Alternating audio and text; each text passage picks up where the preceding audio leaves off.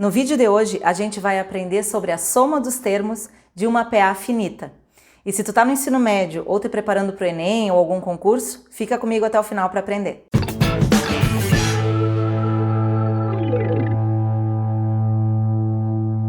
Oi, gente! Aqui é a professora Kellen e o meu trabalho é te ajudar a entender o mundo da matemática. Hoje, especificamente, sobre a soma dos termos de uma PA finita. É um conteúdo muito legal, bem fácil. A gente vai ver da onde saiu essa fórmula, o que o Gauss, o Carl Friedrich Gauss, tem a ver com tudo isso e vamos resolver também alguns exercícios para vocês verem como ela é cobrada. Então, bora para a aula! Para começar, a gente vai ver uma propriedade que deu origem a essa fórmula da soma dos termos de uma PA finita. A propriedade diz o seguinte: numa PA finita, a soma de dois termos equidistantes dos extremos é igual à soma dos extremos. O que significa isso? Então, eu trouxe um exemplo para a gente entender super bem o que é equidistante dos extremos, quem é esse tal de extremo, né? Então, eu tenho aqui uma progressão aritmética. O primeiro termo é 6, o segundo é 10, o terceiro é 14 e assim por diante até chegar no 34. E a gente pode ver que está indo de 4 em 4, portanto, a razão dessa progressão é 4, certo? Muito bem. Agora, quem são os extremos? Os extremos são os números que ficam no início e no fim. O primeiro termo e o último termo são considerados os extremos. Tá? E a soma deles dois, do 6 com 34, nesse caso, é 40, certo? E se for uma progressão aritmética verdadeiramente, vai acontecer a mesma coisa com o segundo termo e o penúltimo termo, que são equidistantes dos extremos. Os dois estão a um termo, né? O 10, ele é o segundo termo da esquerda para a direita, e o 30 é o segundo termo da direita para a esquerda. Então, eles são equidistantes dos extremos, tá? E, como eu disse, se for uma PA de verdade, o 10 com o 30 tem que dar 40 também, e dá, né? Também daria. A mesma coisa vai acontecer com o 14 e com o 26, né? O 14 é o terceiro termo da esquerda para a direita e o 26 também é o terceiro termo, só que da direita para a esquerda. Então, eles são equidistantes dos extremos, né? E 14 com 26 também dá 40. E por último, mas não menos importante, o 18 e o 22. O 18 é o quarto termo da esquerda para a direita e o 22 é o quarto termo da direita para a esquerda. Então, os dois estão à mesma distância dos extremos. Isso faz com que eles também sejam, né, a soma dos dois, também dê 40. Essa é uma propriedade das progressões aritméticas. E uma pessoa que reparou isso, quando bem pequenininho, conta a história, foi o Carl Friedrich Gauss. Não sei se é assim exatamente que pronuncia, mas esse rapaz aí conta a história que mais ou menos entre 7 e 9 anos, que o professor dele chegou na aula e dizem as más línguas que o professor estava com preguiça naquele dia. E por esse motivo resolveu dizer para os alunos que eles somassem do 1 ao 100.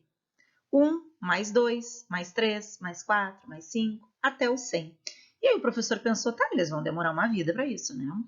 E só que o Gauss, o Carl Friedrich Gauss, ele se deu conta dessa propriedade aí, que não existia, né? Que ninguém tinha falado nada, mas ele se deu conta que os termos equidistantes também somavam sempre a mesma coisa. E aí ele chegou rápido para o professor e disse, né, que já tinha terminado. O professor ficou impressionado, obviamente.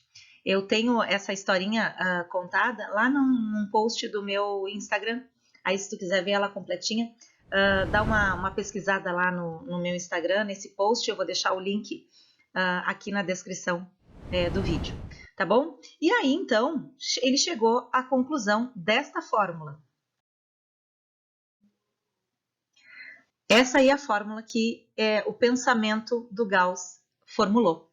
Então, ele viu que se ele somasse o primeiro termo mais o último termo, multiplicando pelo número de termos total e dividisse por 2, ele teria a soma dos termos.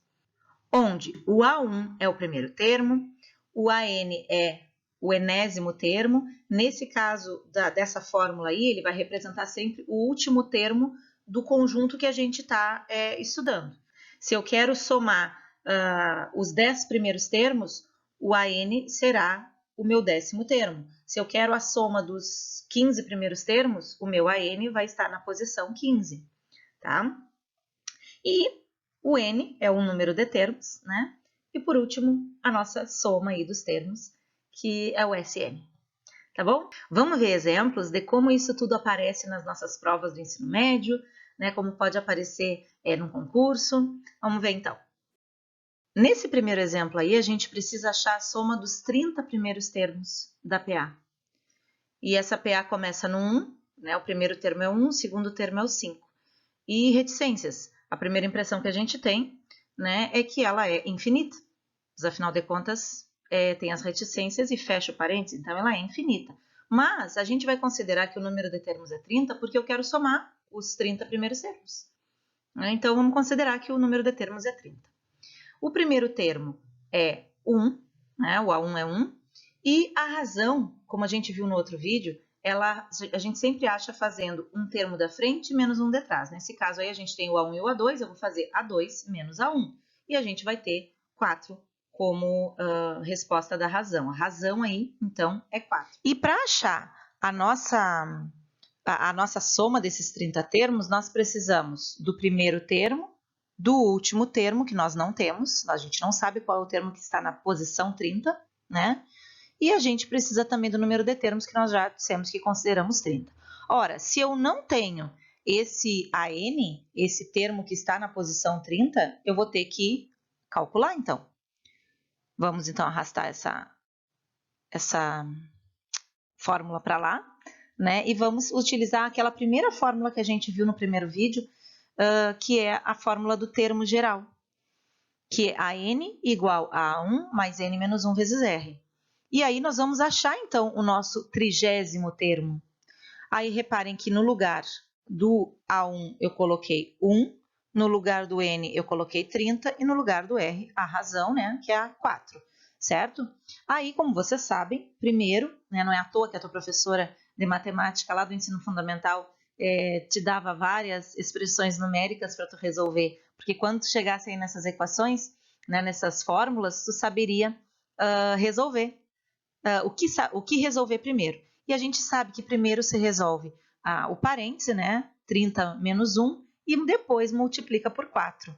E aí a gente vai ter 116, né? 30 menos 1, 29, vezes 4, 116. Somando com aquele 1 da frente, 117. Agora nós já temos o 30º termo. E isso, então, nos permite que nós possamos calcular a soma dos 30 primeiros termos. Então, no lugar do A1, eu coloquei 1, no lugar do AN, o 117, e no lugar do N, 30. E aí é só resolver agora. O parêntese primeiro ali, né? 1 mais 117 dá 118 vezes 30. Tu pode simplificar, ou o 30 com 2, ou o 118 com 2. Eu prefiro simplificar o 118 com 2. E aí a gente vai ter 118 dividido por 2 vezes 30, 59 vezes 30. E aí nós vamos ter 1.770 a soma dos 30 termos. Tá certo? Vamos para o segundo exemplo? Olha que legal esse exemplo aí. Eu tenho para calcular 2 mais 4 mais 6 mais um monte de números e depois o 64. Isso aí, gente, dá para ver que é uma progressão aritmética pelo seguinte, ó, os termos, né, separados. Eu tenho, porque do 2 para o 4, eu somo 2 unidades. Do 4 para o 6, mais 2 unidades. O próximo termo, né, 2 mais 4 mais 6, deve ser mais 8, mais 10, mais 12, e assim por diante. Só números pares, começando pelo 2, e termina ali no 64 essa soma. Então, a gente está diante de uma PA. 2, 4, 6, reticências, aí deve ter vários números, né, no meio ali, e 64. Com isso, nós temos então que a razão é 2, como nós vimos, que o primeiro termo é o 2, que o último termo, embora eu não saiba a posição dele, porque eu não sei quantos tem, é o 64, e eu não sei o número de termos. Mas será que precisa?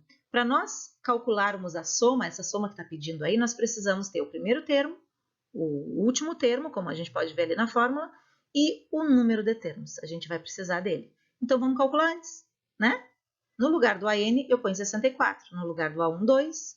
E no lugar da razão, 2 também.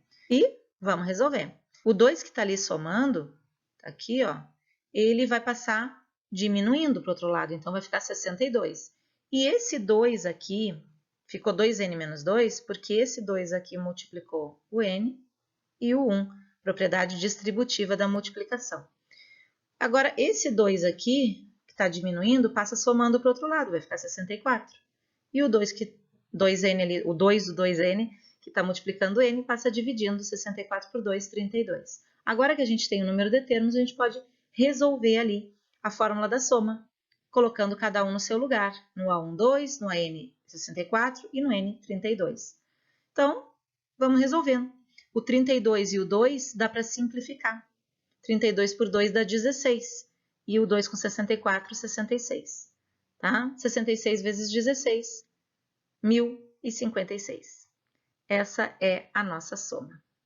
Tá bom? Eu acho esse conteúdo de progressão aritmética tão simpático.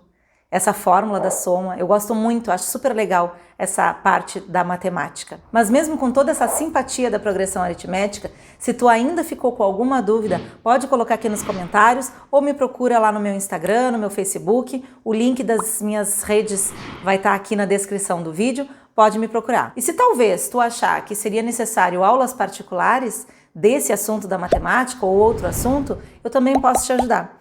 É só tu me procurar lá no meu Instagram, na bio do meu Instagram, tem um link que vai te direcionar para um contato direto comigo. Nos próximos vídeos dessa sequência de progressão aritmética, eu vou trazer para nós resolvermos juntos questões do Enem que aparece progressão aritmética. Precisando de ajuda? É só me chamar. É por isso que eu sou professora. Muito obrigada pela atenção e até a próxima. Tchau, tchau!